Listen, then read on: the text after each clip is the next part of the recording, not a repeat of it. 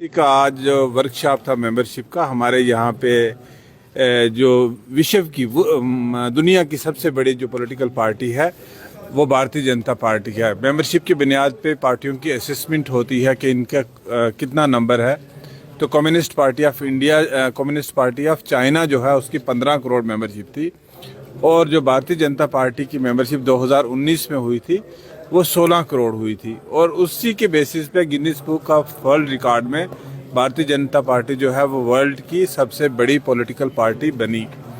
इस बार हमारा जो टारगेट है, लक्ष्य है जो मेंबरशिप करने का, वो हमारा जो है वो 20 करोड़ का है। हालांकि अभी हमने 10 करोड़ मेंबरशिप कंट्री में अभी तक कर चुके हैं, और बड़ा सिंपल प्रोसीजर है कि आपने मिस कॉल देनी है और मिस कॉल पे आपका इनरोल हो जाते हो एज ए प्राइमरी मेंबर, और आप फिर जब 50 मेंबर बनाते हो तो आप एक्टिव मेंबर बन जाते हो। तो ये हमारा 21 तारीख तक अभियान चलेगा। आज यहाँ पे मेरे साथ मैडम प्रिया सेठी जी आई थी, जो फॉर्मर मिनिस्टर भी हैं और सीनियर बीजेपी के लीडर हैं। तो हमने यहाँ मेंबरशिप अभियान का शुरुआत की है। चंद रोज से एक बयान दिया गया था कि लोगों को अब खड़ा होना पड़ेगा कि यूटी के लिए, कि अलग यूटी बनाए। उसके लिए एक मुहिम आपकी तरफ से शुरू करने की बात भी कही गई है। कब ये मुहिम शुरू की जा रही है और क्या आपकी पार्टी आपके साथ स्टैंड पे है इस पे?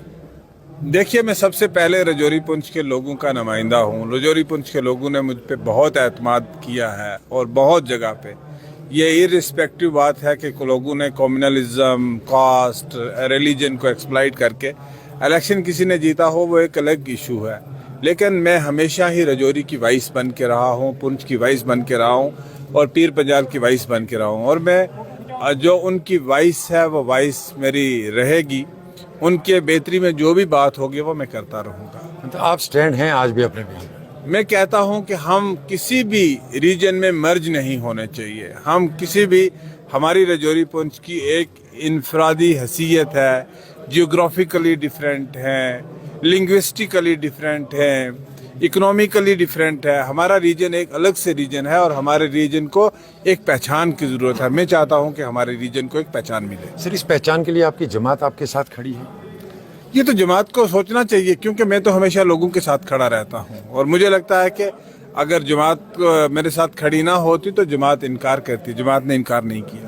दूसरी बात, आपकी तरफ से अभी थोड़ी देर पहले ये कही कि जो सरकार बनी है इसमें जो आवाम से वादे किए हैं, फ्री सिलेंडर और 200 यूनिट गैस की बात करें, डबल राशन की बात करें, अगर वो जल्द से जल्द नहीं दिया जाता तो उसके खिलाफ आप सड़कों पर उतरेंगे इस तरह? देखिए, अभी तो सरकार को बने हुए 10 दिन हुए हैं। हमें सरकार को टाइम देना है। Let us give them the time. 6 महीने के अंदर जो उन्होंने वादे की, क्योंकि मैनिफेस्टो वोट बटोरने के लिए नहीं होते, मैनिफेस्टो काम करने के लिए होते हैं।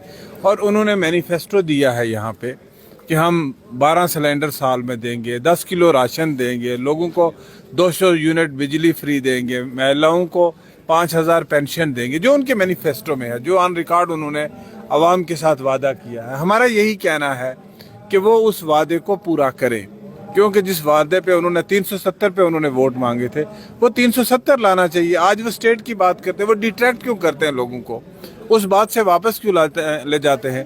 स्टेट तो ऑलरेडी प्राइम मिनिस्टर की कमिटमेंट है, स्टेट तो ऑलरेडी होम मिनिस्टर की कमिटमेंट है कि हमने स्टेट वापस देनी है। वो on the floor of the parliament assurance है, वो तो कोई नई चीज़ है नहीं है। उनका वादा था 370 वापस लाना, उनका वादा था 35A को वापस लाना।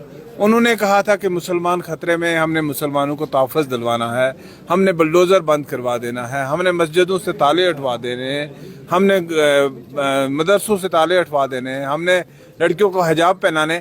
तो उनको, मुझे उम्मीद है कि उमर अब्दुल्ला साहब दिल्ली में थे, और उमर अब्दुल्ला साहब ने ये तमाम बातें जो है वो मरकज़ी सरकार के साथ की होंगी।